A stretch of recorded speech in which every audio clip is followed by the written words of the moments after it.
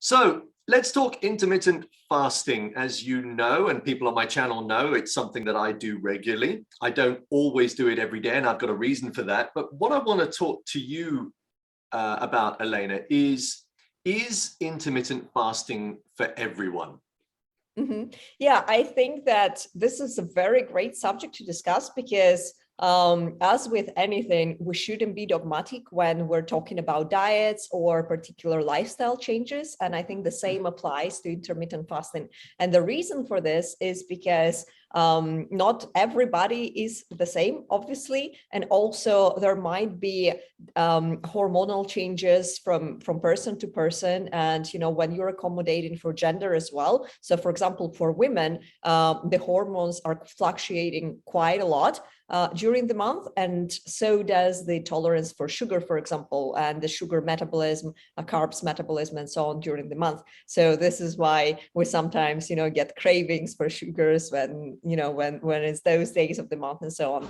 And with that in mind, a woman's body is actually like telling us, okay, so I don't have enough nutrients around me at the moment. Oh my God, what's going to happen? Like my hormones are already deregulated today, and the body is kind of like starting to freak out. So especially for women, I think that it's actually quite important to take this into account, and that the intermittent fasting needs to be adjusted to their cycle, and also to you know, to their age and things like that. Because as we grow, again, for both men and women, the hormones are changing, and then the body can tolerate a different kind of a different level of stress as we go, because this is what intermittent fasting is basically a form of stress that activates our survival mechanism, basically with the sirtuin genes, where they start panicking and saying, oh, look, there is not enough nutrients around. We need to upregulate many cellular processes to stay alive and to stay healthy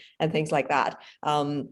And this reaction can be evoked at different levels as we age, basically. So this is very important to take into account. And as a rule of thumb kind of thing, I would suggest to people just listen to their bodies and their needs. And because if you're doing the intermittent fasting consistently, you might actually not get most of the benefits. But in some days, let's say you have a hangover, you went out with your friends last night, and you know you're tired and everything, your body probably needs more nourishment and, you know, more calories as a result and things like that. So you might as well skip the intermittent fasting. So I think that it's actually something quite individualized. So we should always keep that in mind. But with that being said, you actually, you know, like when people start doing intermittent fasting, they usually ease themselves into it. And then as they go, they keep on narrowing the feeding window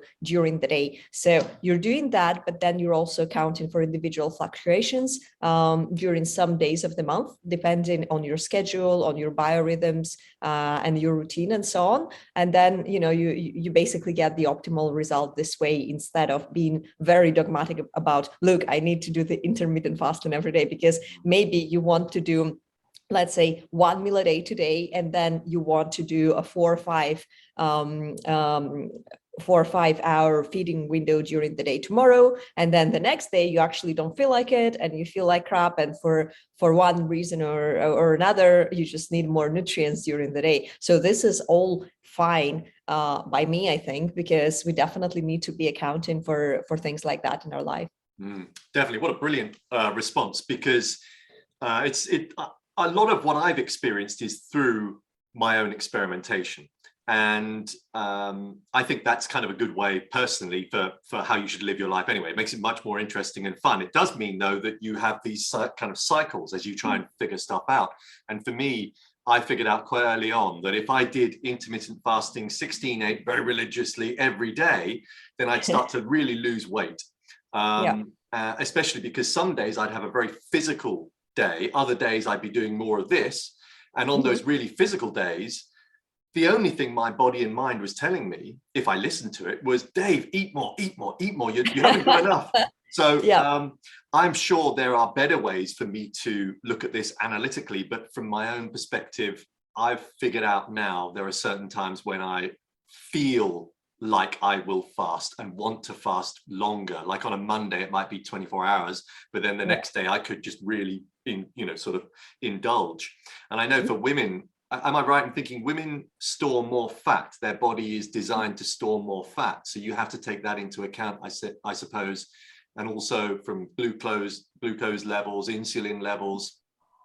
There's a hell of a lot to consider, isn't there?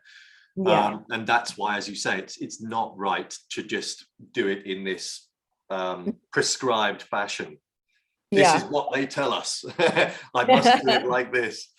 Yeah, that is correct, because the female body is designed to basically reproduce and to bear children. So for this reason, we do have more fat storage in our bodies, and this is something that we need to take into account, because again, if the fat storage is turning too low and there is a deficit of nutrients around, your body will start freaking out. It's really interesting because I have noticed this with my body as well during the month, during different days of the month, and it's definitely making a difference at like what stage of my cycle I am when it comes to how well I can tolerate intermittent fasting, or whether I have sugar cravings and things like this. Because there are days where I'm like, you know what, I'm not, like, it's like midday, it's 1 p.m. and I'm like, I'm not even hungry, I can go more. I can do like one meal a day today, and I'll just have like a meal at 2 or 3 p.m. and that's fine. And then there will be other days where I wake up and the hormones are completely different, and then I'm like, okay, you know what, it's 11 a.m. it's okay, I'm gonna have breakfast. So it really depends. And then also on that note, as I said, we need to be taking account individual circumstances too. So for example, yesterday I went out to a friend's birthday, so I stayed up until late. So I usually don't do this. Like I go to sleep at 11 p.m. usually, but like yesterday I came back home at like 3 a.m. and I didn't have like a drop of alcohol, but I'm still feeling a hangover because of the circadian rhythm disruption. So that's actually quite interesting. And what I did today before our interview, so I just forced myself to go to the gym for just 15 minutes and just run on the treadmill. And then I also had breakfast before our interview. So it's it's 12:30 for me here at the moment. So I usually don't have breakfast so early. So I had breakfast at 11, but I just felt like, what, this is what my body needs today. So this is what I'm going to do. Yeah, amazing. And in a way, this is what I think what people need to realize. We're, with fasting in particular, we're almost not necessarily trying, but we are replicating how humans have lived for the majority of the time we've been on this planet. We haven't had, in the majority of the time on this planet, this available food source wherever we want it, pretty much, even if our larder or fridge or whatever is dry, we know we can spend 5 minutes doing something, and all of a sudden there's food there at our door, or somebody will get it for us, or we'll pop to the shop and we'll be able to get it. So we haven't lived in this abundant food situation for the majority of time we've been on this planet. But weirdly, and perhaps interestingly, if you look at the time that we've had this abundance of food, we've also had this increase in illness and autoimmune condition and obesity and all those sorts of things. So yeah, fasting, we know, absolutely works. It is for most people, but what you do need to do is be logical with it, and possibly even analytical with it, which I know you will be.